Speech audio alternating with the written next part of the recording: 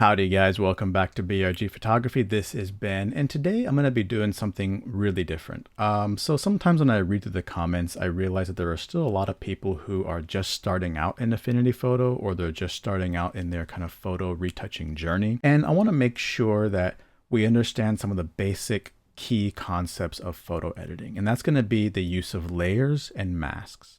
And even for me, when I first started out I was a bit confused on how masked worked.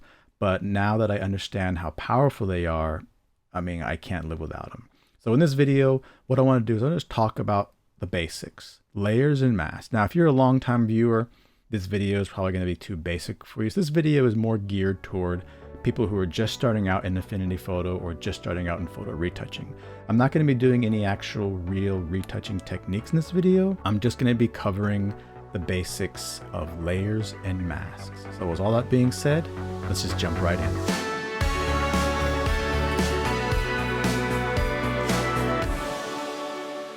All right, welcome back. So let's just go ahead and get started. Layers and masks. Let's go ahead and start with layers. So let's say, for example, we have a photograph like this, right? And actually the way it's easy for me to imagine is, let's imagine that we actually have a physical photograph sitting on our desk. And let's say that just for fun, we're just messing around here, that we want to write a little message here in this photograph, right? So we go ahead and we go to this message, we say, okay, hello, right? Like that. Now, then maybe we say, you know what? I don't want to write a message. I don't like that. Let me just go ahead and erase this. So you go to your eraser tool and you start erasing and you're like, oh, I don't want to do that. I just erased the whole photo. No, I want to bring that back. And yeah, of course, on a computer, you can undo, but if you have a more complex thing, you can't be erasing certain parts. So we don't want to be doing this. So what we just did is what they call destructive editing, because just like taking a marker and physically writing on this photograph, we've kind of ruined it. So we don't want to do that. What we want to do is we want to work what they call non-destructively. And that's when we work but we preserve and protect our original image. So the way we do that is with layers. So let me go ahead and undo all this. Now, of course, I'm on a computer, so I can undo this pretty easily. And here I have a layer. And the best way to imagine a layer, it's just like a transparent sheet of plastic that sits right on top of your photo.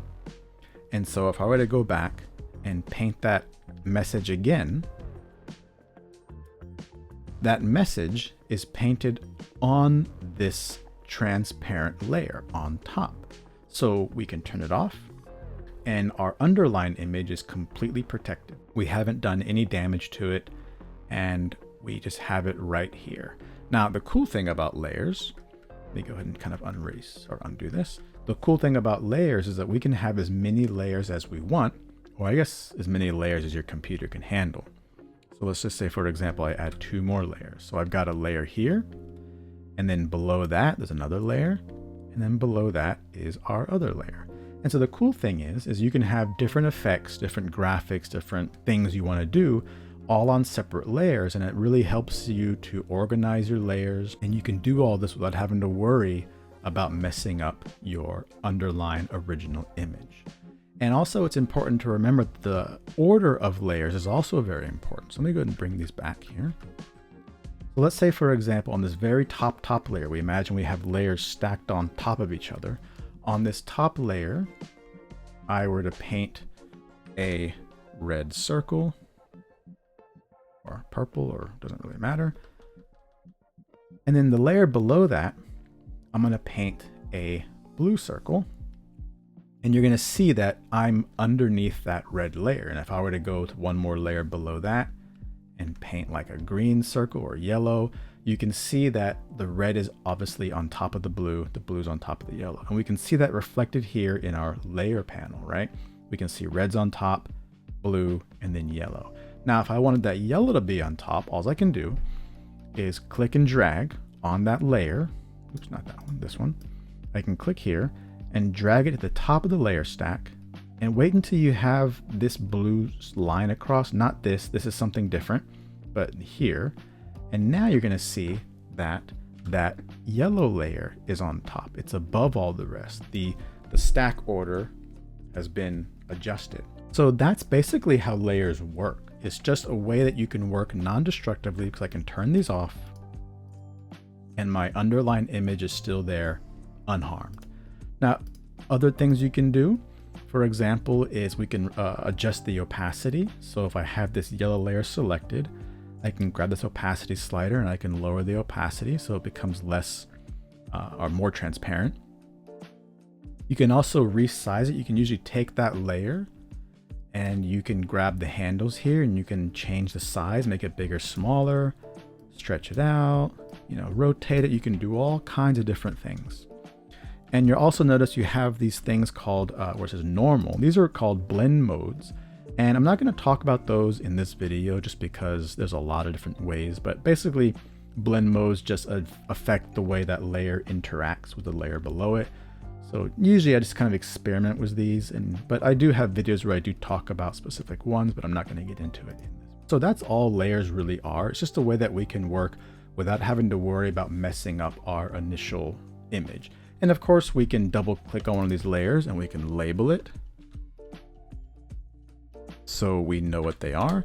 And that's a really good habit to get into because as you start working, and when I do my retouches, there's often times where I have 10, 15, sometimes 20 layers. And if you don't have them labeled, you kind of go through and click them on and off to see which is which. So I try to get into the habit of labeling all my layers so I just know what is what. All right, so that's pretty simple, right? Okay, so let's go ahead and talk about one other type of layer, which is also really important. That's called an adjustment layer. So let me go ahead and go back to our original image. I think now we understand the way layers work. And an adjustment layer is just like a normal layer, except it applies some kind of color or effect over the whole image. So if we go down here to adjustments, I guess I did forget to mention that if you want to make a new layer, there's a bunch of different ways you can do that. So here you can say add new pixel layer and it'll just add layers. You can go to layer, new layer here. For me, I have in set to my keyboard shortcut. So when I press in, it just adds new layers. So like I said, you can add as many layers as you want. You can label them all. You can do different things on them. Very, very powerful stuff. So let's go ahead and back all this up. All right.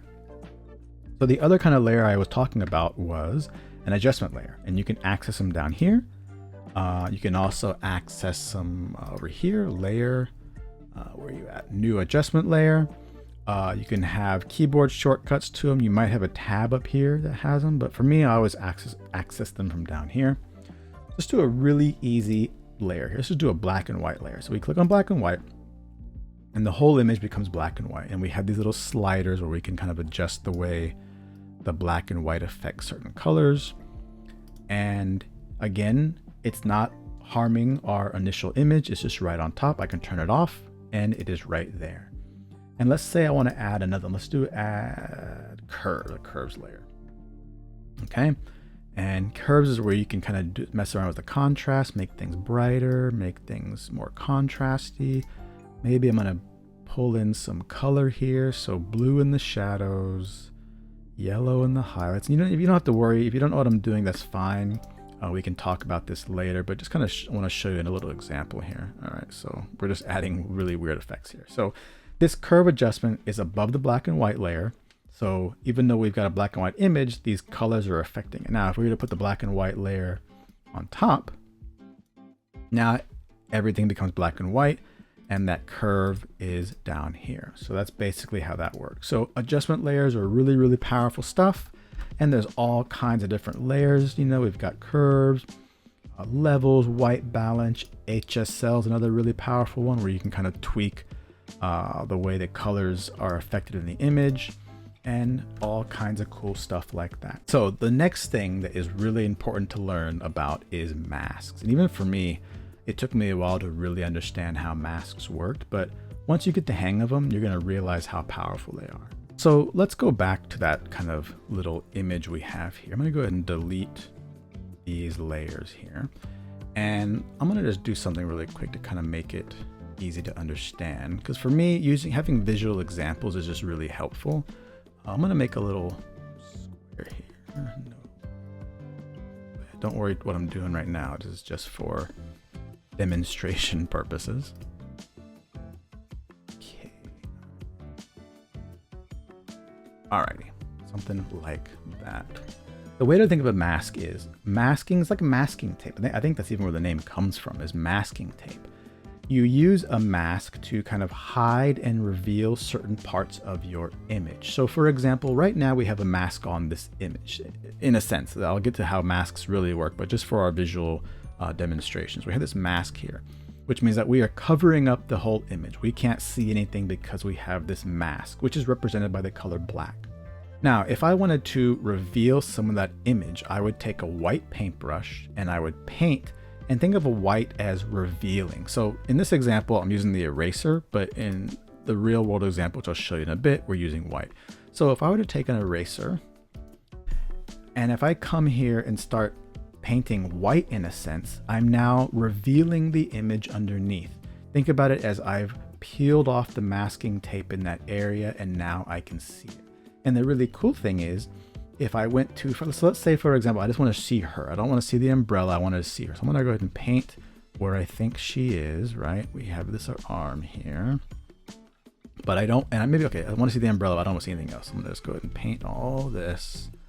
And the cool thing is that because we're using kind of masking tape in a sense, we can paint again with a black paintbrush, and we can kind of, you know, put it back and get really, really precise of where we want our mask to be. And so in a sense, this is what our mask looks like. Our mask looks like this. This is our mask. It hasn't affected the underlying image at all. It's just telling us, or Affinity Photo, what you want to reveal and what you want to show. So let me actually show you how the mask really works, because I think that'll really make sure that you understand. Okay, so let's go back to a real image here. And let's go ahead and add a new layer. So I'm going to go ahead and add a brand new pixel layer. And then what I want to do for fun is I want to make a gradient. I'm going to just do a gradient. Let's just make this top part blue. And I'll make the bottom part purple. Kind of seems to be the colors of my channel. All right, something like that. Okay, cool. Perfect. All right, now, right now, this layer is covering up everything. But let's say that I want to see her. So of course I could come over here and I could select this layer and I could erase, right? So I could erase here.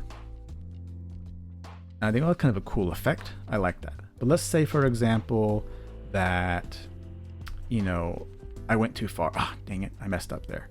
I want to bring that back. Well, I can't because I've erased it.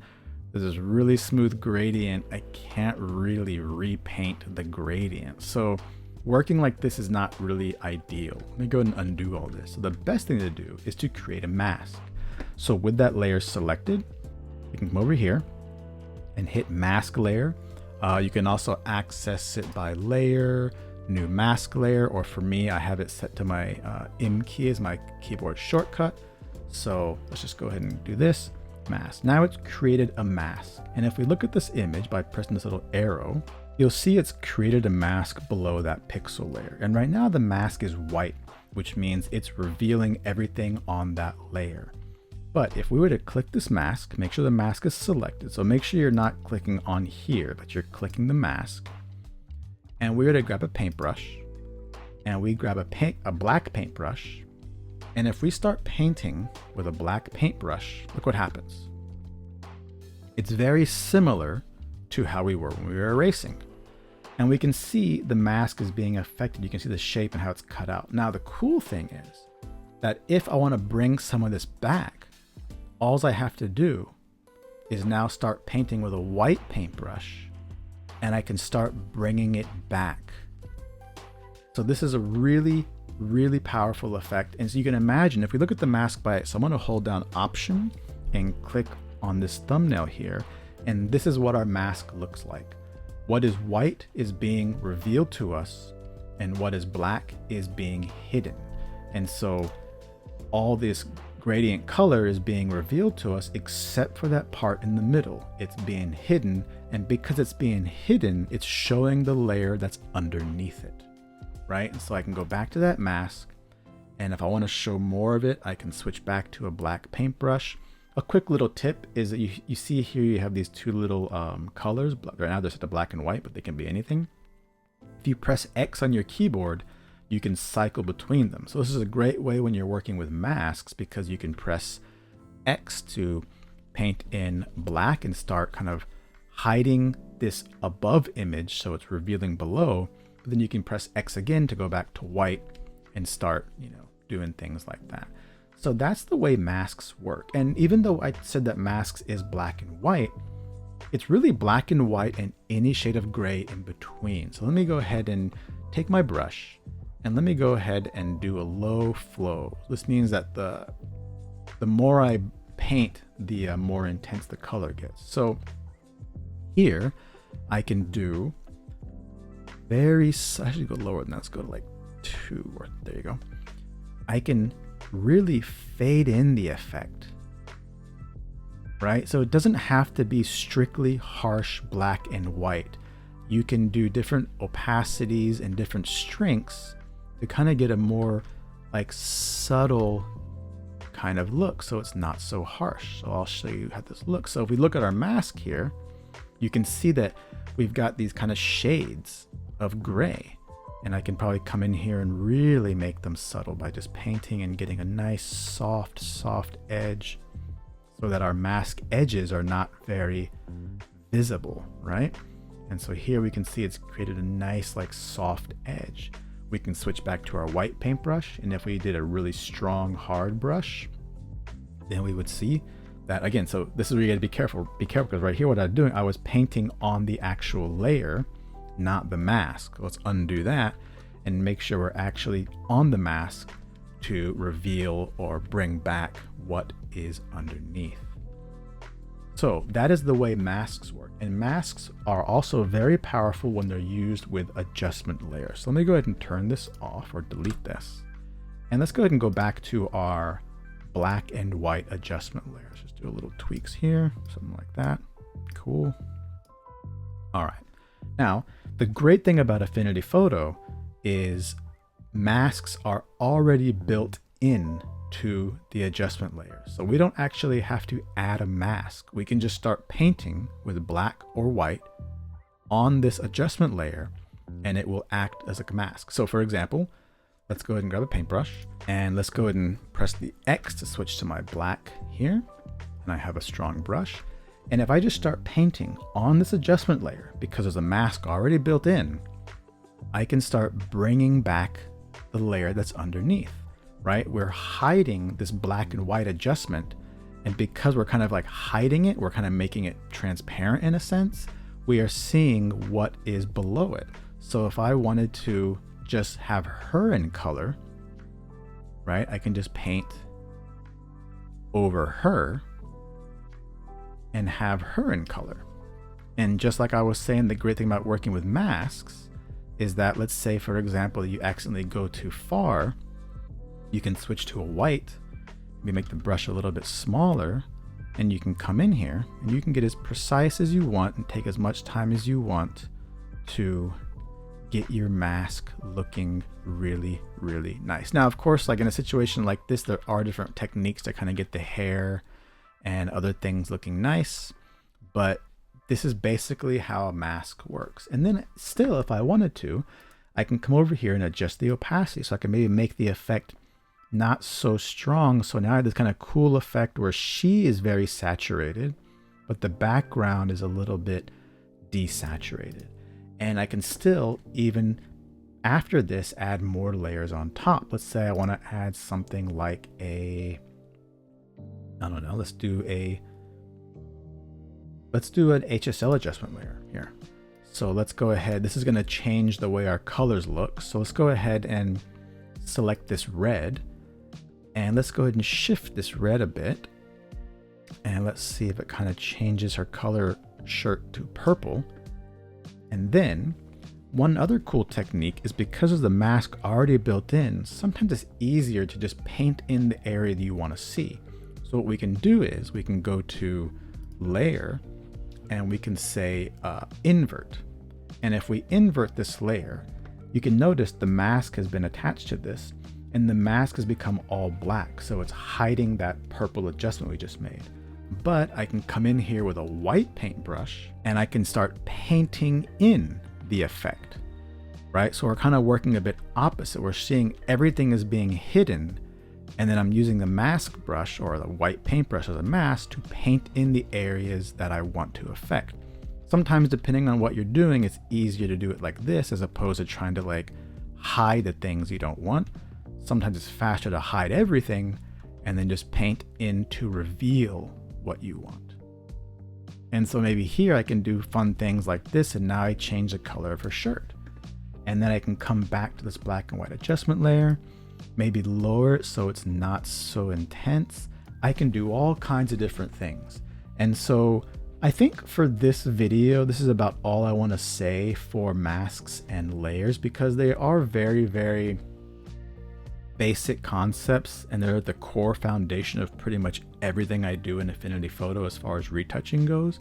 So if you understand the way masks and layers work and how they interact with each other, then it just makes things so much easier.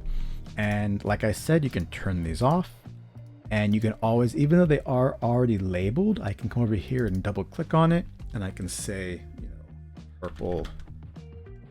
My keyboard's like way off to the side here. Purple shirt, like this. And that way I know, okay, this is the purple shirt, and I could label this because that's black and white, easy to understand.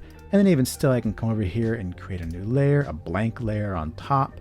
And then if I wanted to, you know, again, write a message or something, or paint a different color, or add a vignette, or a million things you could do. I could take a black paintbrush here, do like a really low flow, paint in, and, you know, make it kind of dark here. And I could do a million different things, but I hope that you get the idea, and I hope this video was helpful, especially if you're just starting out with Affinity Photo, because even if you're doing Photoshop, all these programs pretty much work the same. But it's really important that you understand these core concepts, because everything that you do as far as retouching is built upon understanding how layers and masks work. So I really do hope that this helped. Okay, well, if you have any questions, please feel free to leave a comment. I'll do my best. I always answer everything so far. So I'd love to hear from you. If you're just starting out in Affinity Photo, I'd love to hear other techniques that you'd like me to teach you about. I know that my other videos, I do get a bit advanced. I kind of went in making my videos with the idea that people already have a core understanding of how Affinity Photo works. But I do think there is still a lot of people who are just starting out. So if you have questions, if you have things that you want to know, or you'd like me to make a video about, let me know, and I will always try to do my best to see what I can do about that. So anyways, that is going to be all for this video. I hope it was helpful. I hope you enjoyed it, and I will catch you in the next one. All right, guys, peace.